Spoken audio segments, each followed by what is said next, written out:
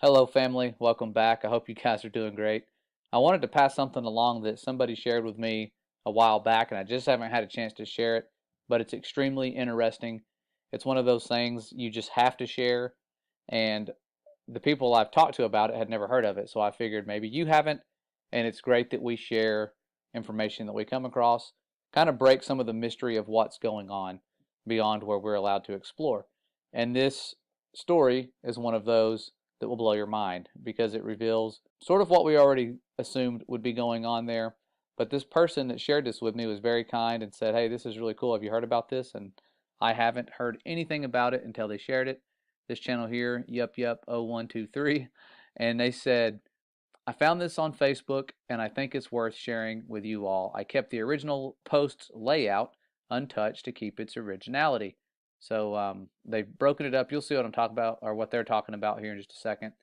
And the story, I will scroll to it, starts right here. And this person reached out on one of those truther Facebook pages. There's lots of them where they were talking about the firmament. And they had a military background. And they said, "I've never really believed in Jesus or done the whole church thing, but I think I've seen the stuff you guys are talking about here.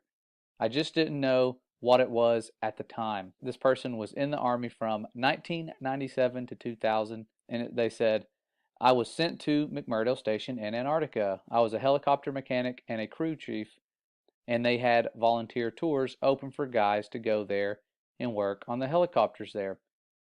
When they asked for volunteers," sorry, there's some typos here. I'll try to read it and say what I believe they were trying to say.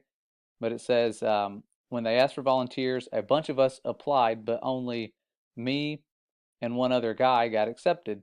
The application process had a bunch of questionnaires that we had to fill out, and we had to sit for a bunch of one-on-one interviews. It was mostly just a bunch of questions about what our interests and beliefs were.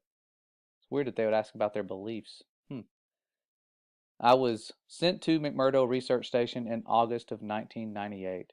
When we weren't busy de-icing the aircraft and working on them, we had time to hang out with the scientists at the research station.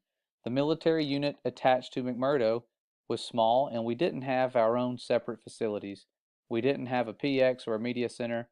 There was no chapel or chaplain, and we didn't have our own separate mailroom. We just had to share the same facilities with the scientists and researchers, so over time I got to be friends with a few of them.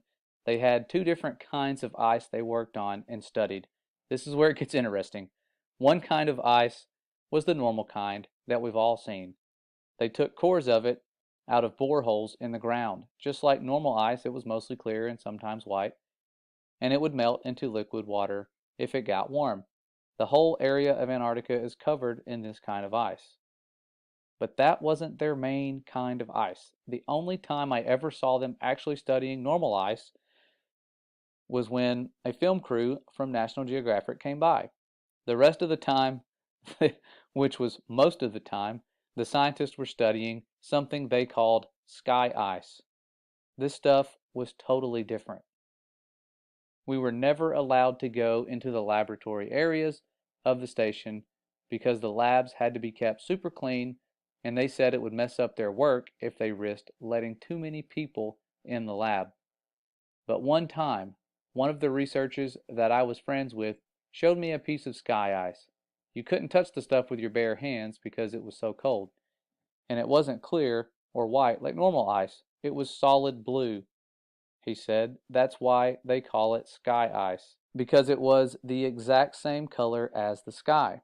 We had to wear thick, heavy going outside gloves to handle it. The stuff was so cold it would instantly freeze your skin if you touched it. I don't remember what the temperature he said it was, but it was something like hundreds of degrees below zero, way colder than the normal ice that was outside. He had to carry it in a metal bottle that was kind of like a thermos. He let me play with the piece of it for a while. It felt lighter than a piece of normal ice of the same size, like it wasn't very heavy at all. It almost felt like you could throw it up in the air and it would just float back down. But I didn't try that. And it was also a little flexible when I tried to bend it. It didn't break like normal ice would. And even for a small piece, you could see through it. It was solid blue right from the surface. And here's the really weird part. It didn't melt into water. When it got warm, because we had it inside, it just started to shrink. It got smaller and smaller, but my glove never got wet. And there was no water on the floor. The stuff just turned into thin air when it got warm and vaporized. He said that was the reason why they had to study the stuff right there in Antarctica. You couldn't take the sky ice back to America to study it because it was almost impossible to keep it cold enough during transit.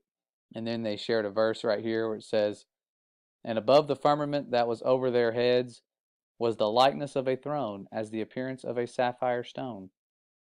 And upon the likeness of the throne was the likeness as the appearance of a man above upon it." And then we continue off where it says, "It would always vaporize into air, and you'd have nothing left when you got back to the US," he said. Russian scientists had discovered the same problem when they tried to take the ice back to Russia. So that was why they all had research stations in Antarctica.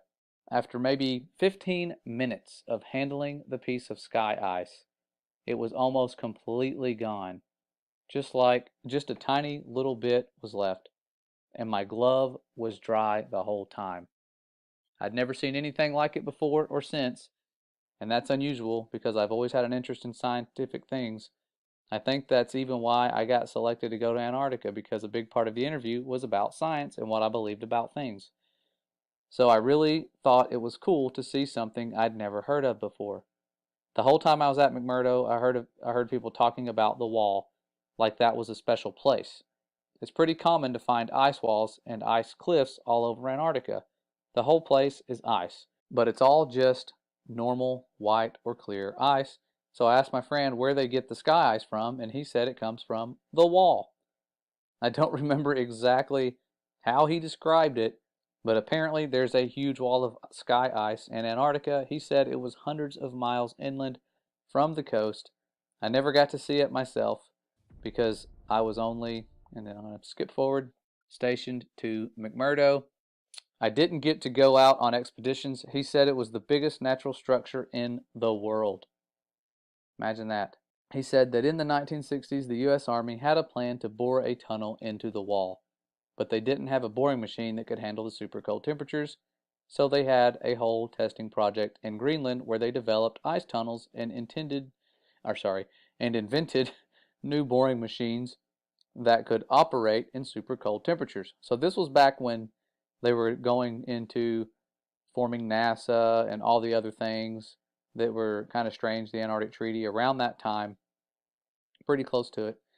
And he says, like they did this whole big thing in Greenland for just practice. So it was like they were practicing to bore into the sky ice. I'm not an expert on that, but that's just what he told me. Then, once they had the new boring machine figured out, they brought it to the ice wall, or to the wall in Antarctica. He said that the machine bored a tunnel. I don't remember exactly, it was like 5 or 10 miles into the wall, but that they never broke through the other side of the wall, and that they still don't know how thick the wall is even to this day.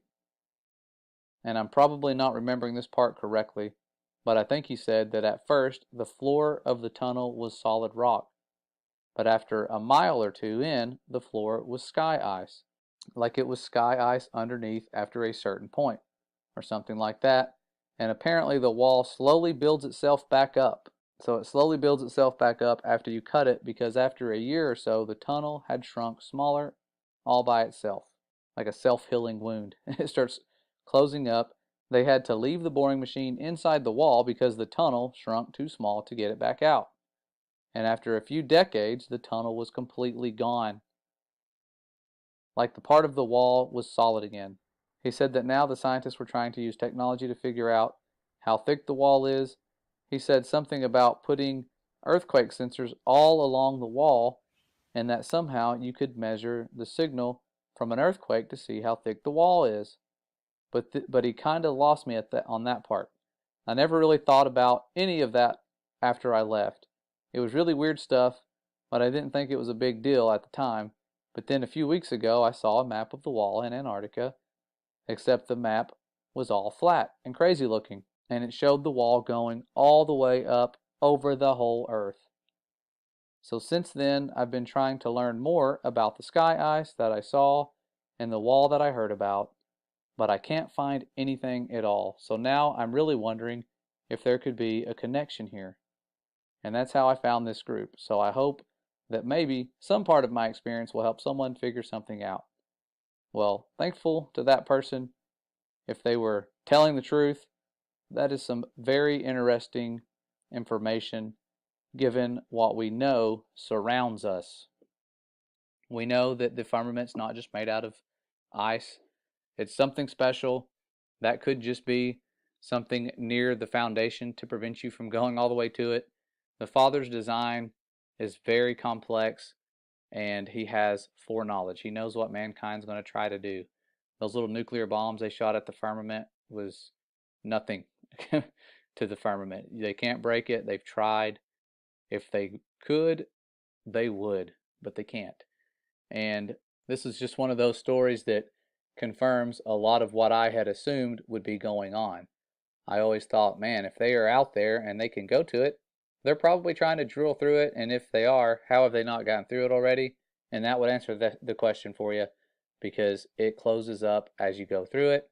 But this was back in the 60s. There's no telling what they're trying now, mostly guarding it. I'm sure that's the biggest job they have, is keeping us from going there. And if you do go there, you can only go to certain places. It is tens of thousands of dollars for a one-way ticket. Otherwise, many of us would have already gone there, tried to do some sneaking around and investigating. But this video here, it only had like 300 views. But really cool stuff. Wanted to pass this along. I know the days of censorship have it to where you can't find stuff like this anymore.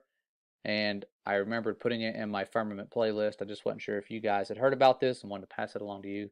Answers some questions that most of you, if you're like me, had about what's going on out there and what are some of the properties near the foundation of the firmament, if they're even close to it.